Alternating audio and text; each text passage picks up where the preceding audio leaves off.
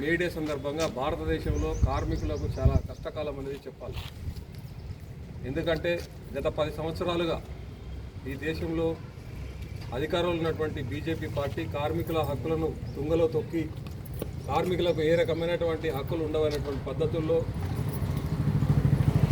AITUC ఆధ్వర్యం లోపల ఈ దేశం లోపల ఎన్నో పోరాటాలు చేసి సాధించుకున్నటువంటి హక్కులను అన్నింటినీ కూడా కాలరాస్తూ 44 చట్టాలను మరి వాటన్నిటినీ కూడా తుంగలో తొక్కి కేవలం 4 లేబర్ కోడ్లను తీసుకొస్తామని చెప్పి ఈరోజు ఉన్నటువంటి అధికారులు ఉన్నటువంటి బీజేపీ పార్టీ నిర్ణయం చేయడం జరిగింది.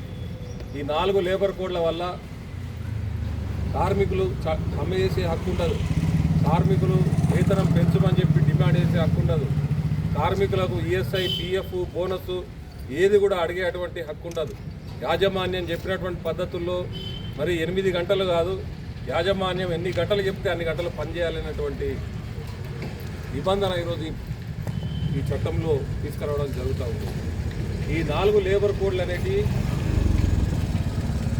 పెట్టుబడిదారు వర్గాల కోసం, ఆదాని అంబానీల కోసం, ఎవరైతే పెద్ద పెద్ద గుత్త పెట్టుబడిదారులు ఉన్నారో వాళ్ళ కోసం ఈ లేబర్ కోడ్లను తీసుకొచ్చి మరి ఈ దేశ కార్మిక వర్గాన్ని పెట్టుబడిదారు వర్గాలకు తాకట్టు పెట్టేటువంటి ప్రయత్నం బీజేపీ పార్టీ చేస్తూ ఉన్నది. దానికి వ్యతిరేకంగా రానున్నటువంటి రోజుల లోపల ఈ ఎర్ర జెండా ఆధ్వర్యం లోపల బీజేపీ పార్టీని గద్దెదించుతూ 4 లేబర్ కోడ్లను వాపసు తీసుకోవాలి. ఆ రోజు 140 సంవత్సరాల క్రితం 8 గంటల పని విధానం ఏదైతే వచ్చిందో దాన్ని పునర్స్థాపించడం కోసం మరిన్ని పోరాటాలు చేయాల్సినటువంటి అవసరం ఉన్నది. ఈ 140వ మే డే సందర్భంగా మరి ప్రతిజ్ఞ చేయాల్సినటువంటి అవసరం ఉన్నది. ఇలాంటి ప్రభుత్వాలను గద్దెదిస్తాం. కార్మిక వర్గం అంతా కూడా అనేక సంఘాలుగా చీలిపోయినటువంటి కార్మిక వర్గం ఒక తాటి మీదకి రావాల్సినటువంటి సమయం ఆసన్నమైంది.